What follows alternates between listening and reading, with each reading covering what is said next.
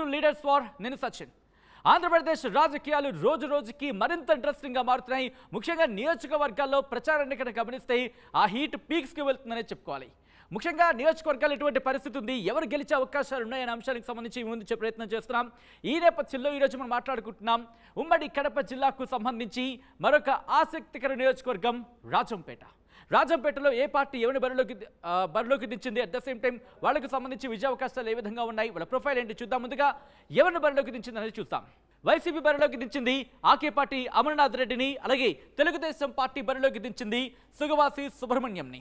So వీళ్ళకి సంబంధించిన profile చూద్దాం. ముందుగా వైసీపీ బరిలోకి దించింది ఆకే పార్టీ అమర్నాథ్ రెడ్డి. ఈయన ప్రొఫైల్ కనుక గమనిస్తే రెడ్డి సామాజిక వర్గానికి చెందిన నేత అమర్నాథ్ రెడ్డి మొదట కాంగ్రెస్లో ఉన్నారు.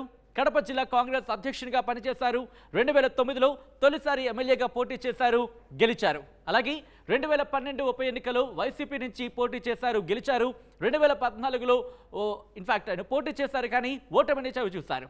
ఇక 2019లో టికెట్ దక్కలేదు. ఆ తర్వాత జెడ్పీ చైర్మన్గా ఎన్నికయ్యారు ఆకే పార్టీ అమర్నాథ్ రెడ్డి. ఇది ఈయనకు సంబంధించిన ప్రొఫైల్. ఇక తెలుగుదేశం పార్టీ నుంచి బరిలోకి దిగుతున్నారు సుగవాసి సుబ్రహ్మణ్యం. ఈయనకు సంబంధించిన ప్రొఫైల్ చూస్తే కనుక బలిజ సామాజిక వర్గానికి చెందిన నేత, కుటుంబ రాజకీయ నేపథ్యం ఉంది దీనికి. ఈయన తండ్రి పాలకొండ రాయుడు 4 సార్లు రాయచోటి ఎమ్మెల్యేగా పోటీ చేశారు, గెలిచారు. ఇక రాజంపేటకు సంబంధించిన ప్రొఫైల్ని క్లుప్తంగా చూసే ప్రయత్నం చేస్తే కనుక రాజంపేట లోక్సభ స్థానంలో భాగం రాజంపేట నియోజకవర్గం. ఎస్సీ బీసీ ఓటర్లు ఇక్కడ కీలకం అనే మాట వినిపిస్తూ ఉంటుంది. సిద్ధవటం, ఒంటిమిట్ట, నందలూరు, రాజంపేట, వీరబల్లి, టి సుండుపల్లి మండలాలు ఈ నియోజకవర్గం పరిధిలోకి వస్తాయి. ఇక్కడ సామాజిక వర్గానికి సంబంధించి ఎవరికి ఎన్ని ఓట్లు ఉన్నాయని, అంటే ఏ సామాజిక వర్గాల పరంగా ఎన్ని ఓట్లు ఉన్నాయనేది చూసే ప్రయత్నం చేద్దాం. టీడీటీస్ బీసీ సామాజిక వర్గానికి సంబంధించి 88,201 ఓట్లు ఉన్నాయని తెలుస్తోంది. అలాగే ఎస్సీ ఎస్టీ సామాజిక వర్గానికి కలిపి 70,203 ఓట్లు ఉన్నాయి. బలిజ సామాజిక వర్గానికి 35,522 ఓట్లు ఉన్నాయి. రెడ్డి సామాజిక వర్గానికి 22,899 ఓట్లు ఉన్నాయి. ముస్లిం సామాజిక వర్గానికి 20,203 ఓట్లు ఉన్నాయి. సో ఈ నేపథ్యంలో ఆంధ్రప్రదేశ్ ఎన్నికల్లో రాజంపేట నియోజకవర్గానికి సంబంధించి అక్కడి ప్రజలు ఎవరి వైపు మొగ్గు చూపుతున్నారు, అక్కడ డిసైడింగ్ ఫ్యాక్టర్స్ అంటే గెలవడానికి డిసైడింగ్ ఫ్యాక్టర్ ఏంటి తెలుసుకునే ప్రయత్నం చేద్దాం. మా ప్రతినిధి కిషోర్ అప్డేట్స్ అందించేందుకు జాయిన్ అవుతున్నారు. కిషోర్, రాజంపేట నియోజకవర్గానికి సంబంధించి ఆకే పార్టీ అమర్నాథ్ రెడ్డి వైసీపీ నుంచి బరిలో ఉన్నారు, తెలుగుదేశం పార్టీ నుంచి సుగవాసి సుబ్రహ్మణ్యం. ఎవరు గెలిచే అవకాశం ఉంది అనే చర్చ అక్కడ జరుగుతోంది. ముఖ్యంగా దాంతోపాటు అక్కడ డిసైడింగ్ ఫ్యాక్టర్స్ ఏంటి, అంటే గెలుపుకి సంబంధించి ప్రభావం చూపే అంశాలు ఏంటి అక్కడ? రాజంపేట నియోజకవర్గ పరిధిలో ఒక రకంగా వైసీపీ నుంచి ఆకేపాటి అమర్నాథ్ రెడ్డిని, అంటే ప్రస్తుత జెడ్పీ చైర్మన్గా వ్యవహరిస్తున్నారు. ఈయన వైసీపీ తరఫున అభ్యర్థిగా బరిలోకి దిగారు. అదేవిధంగా టీడీపీ తరఫున వచ్చి రాయచోటి ప్రాంతానికి చెందినటువంటి సుగవాసి సుబ్రహ్మణ్యంను రాజంపేట అసెంబ్లీకి టీడీపీ అభ్యర్థిగా పోటీ చేస్తున్నారు. ఇక్కడ ప్రధానంగా రసవత్తరంగా పోటీ ఉందనే చెప్పవచ్చు. ఎందుకంటే గతంలో ఏదైతే ఆకేపాటి అమర్నాథ్ రెడ్డి ఇక్కడ ఎమ్మెల్యేగా వ్యవహరించిన తరుణంలో కూడా ఇక్కడ వర్గపోరు ఎక్కువగా ఉంది. వైసీపీలో ప్రధానంగా అటు మేడా వర్గంతో పాటు అటు ఆకేపాటి అమర్నాథ్ రెడ్డి వర్గం, 2 వర్గాలు కూడా వర్గ విభేదాలు తారాస్థాయికి చేరుకున్నాయి. ఇది ఇటీవల కాలంలో కూడా అవి భగ్గుమన్న పరిస్థితి కూడా కనిపిస్తుంది. ఆ క్రమంలో ఒక రకంగా మేడా వర్గం అంతా కూడా ఇటీవల కాలంలో వైసీపీని వీడి టీడీపీలో చేరడంతో కొంత టీడీపీకే అనుకూలించే అవకాశాలు లేకపోలేదనేటువంటి భావనలు ఆ ప్రాంతాల్లో వ్యక్తమవుతున్న పరిస్థితి. మరోవైపు అదేవిధంగా ఈ సుగవాసి సుబ్రహ్మణ్యం రాయచోటి ప్రాంతానికి చెందిన వ్యక్తి. ఒక నియోజకవర్గం అంటే మరో నియోజకవర్గానికి సంబంధించినటువంటి వ్యక్తి.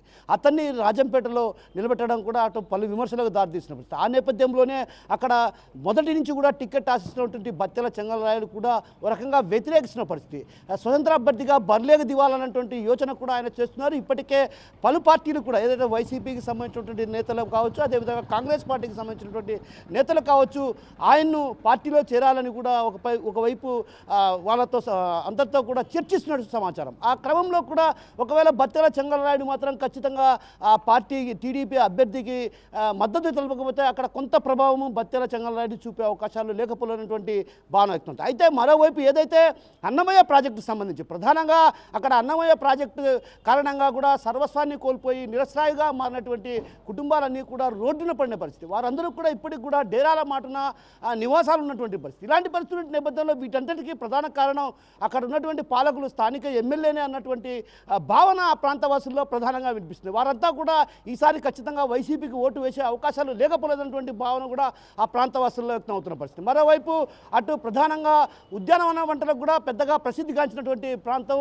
ఆ రాజంపేట ప్రాంతం. అక్కడ గతంలో ఏదైతే ప్రభుత్వం జగన్మోహన్ రెడ్డి కావచ్చు, అదేవిధంగా స్థానిక ఎమ్మెల్యే కూడా పలవరే ఏదైతే అనుసంధానమైనటువంటి పరిశ్రమలు ఏర్పాటు చేస్తామని కూడా హామీ ఇచ్చారు. అది కూడా ఇప్పటికి కూడా అమలుకు నోచుకునే పరిస్థితి. మరోవైపు అన్నమయ్య ప్రాజెక్టు కావచ్చు, అదేవిధంగా ఇప్పటికి కూడా అన్నమయ్య ప్రాజెక్టు నిర్మాణానికి నోచుకునే పరిస్థితి. మరోవైపు ఇవన్నీ కూడా హామీలు ఇచ్చి విస్మరించాలన్నటువంటి భావన కూడా వ్యక్తం అవుతుంది. మరోవైపు ఈ ప్రాంతవాసులు ప్రధానంగా యువత పెద్ద ఎత్తున గల్ఫ్ దేశాలకు వెళ్ళి అక్కడ జీవనం సాగించాల్సిన పరిస్థితి. ఇలాంటి పరిస్థితుల నేపథ్యంలో అక్కడ పరిశ్రమలు ఏర్పాటు చేస్తామని హామీ ఇచ్చినటువంటి పాలకులు వాటిని కూడా విస్మరించిన పరిస్థితి. ఇలాంటి పరిస్థితుల నేపథ్యంలో అవన్నింటినీ కూడా పరిగణలోకి తీసుకుంటే మాత్రం ఖచ్చితంగా టీడీపీకి కొంత అనుకూలించే అవకాశాలు లేకపోయినటువంటి భావన అటు ఆ ప్రాంతవాసుల్లో వ్యక్తం. ప్రధానంగా ఇక్కడ డిసైడ్ ఫ్యాక్టర్ ఎవరైతే బలిజ, అదేవిధంగా రాజు సామాజిక వర్గం, ఈ రెండు సామాజిక వర్గాలతో పాటు అటు ఎస్సీ సామాజిక వర్గం కూడా టీడీపీ వైపు మాత్రం చూస్తే ఖచ్చితంగా టీడీపీ అక్కడ గెలిచే అవకాశాలు లేకపోలేదన్నటువంటి భావనలు కూడా ప్రధానంగా వినిపిస్తుంది. ఎందుకంటే బలిజ సామాజిక వర్గానికి సంబంధించినటువంటి నేత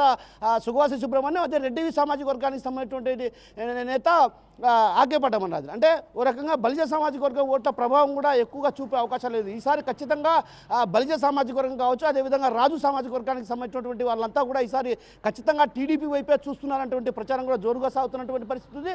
మరోవైపు ఏదైతే ప్రభుత్వం అమలు చేసిన నవరత్నాల పథకాలు గ్రామీణ ప్రాంతాల్లో ప్రజలకు చొచ్చుకుపోయాయి కాబట్టి ఖచ్చితంగా గ్రామీణ ప్రాంత ప్రజలు తమ వైపు ఉన్నారన్నటువంటి భావన అటు వైసీపీ శ్రేణుల్లో కూడా వ్యక్తం అవుతున్న పరిస్థితి. ఇలాంటి పరిస్థితుల నేపథ్యంలో ఏదైతే ఎన్నికలు జరుగుతున్నటువంటి పరిస్థితి, ఆ పరిస్థితుల నేపథ్యంలో కూడా ఖచ్చితంగా టీడీపీకి ఎడ్జ్ ఉండే అవకాశాలు లేకపోలేదన్నటువంటి భావన ఆ ప్రాంతవాసులు వ్యక్తం అవుతుంది. ఎందుకంటే ప్రధానంగా అక్కడ బలిజ సామాజిక వర్గం కావచ్చు, అదేవిధంగా రాజు సామాజిక వర్గం కావచ్చు, ఎస్సీ సామాజిక వర్గానికి సంబంధించినటువంటి వాళ్ళు కూడా టీడీపీ వైపు చూస్తున్న పరిస్థితి ప్రధానంగా కనిపిస్తుంది. మరోవైపు ఏదైతే మేడా వర్గం ఇప్పటికే మొత్తం అన్ని మండలాలకు సంబంధించినటువంటి నేతలంతా కూడా అక్కడ టీడీపీ వైపు జాయిన్ అయిన పరిస్థితి. ఇలాంటి పరిస్థితుల నేపథ్యంలో అక్కడ వైసీపీ ఓటమి పాలు కాక తప్పదన్నటువంటి భావనలో ఆ ప్రాంతవాసులు వ్యక్తం అవుతుంది. మరోవైపు అన్నమయ్య ప్రాజెక్టుకు సంబంధించి ప్రధానంగా ఆ ప్రాంతవాసులు కూడా ఇప్పటికి కూడా ఏదైతే ఇసుక మేటలు ఉన్నటువంటి భూముల్లో అలాంటి వారంతా కూడా ఒక్కసారిగా వైసీపీకి వ్యతిరేకంగా ఓటు వేసే అవకాశాలు లేకపోలేదు. ఆ క్రమంలో తీసుకుంటే మాత్రం ఖచ్చితంగా టీడీపీ గెలిచే అవకాశాలు ఉన్నాయన్నటువంటి భావన ఆ ప్రాంతవాసులు వ్యక్తం అవుతున్న పరిస్థితి ప్రధానంగా కనిపిస్తుంది. Sachin. Right Kishore, thanks for update. So మొత్తంగా అయితే మాత్రం ఇక్కడ ఏం జరగబోతుంది, రాజంపేటలో ఏం జరగబోతుందనే ఒక ఉత్కంఠ మాత్రం కొనసాగుతోంది. ఎవరిని తమ ఎమ్మెల్యేగా ప్రజలు రాజంపేట ఎమ్మెల్యేగా అసెంబ్లీకి పంపించబోతున్నారనే ఉత్కంఠ మాత్రం కొనసాగుతుంది. సో ఏం జరగబోతుంది అనేది జూన్ 4న ఫలితాల రోజు చూద్దాం.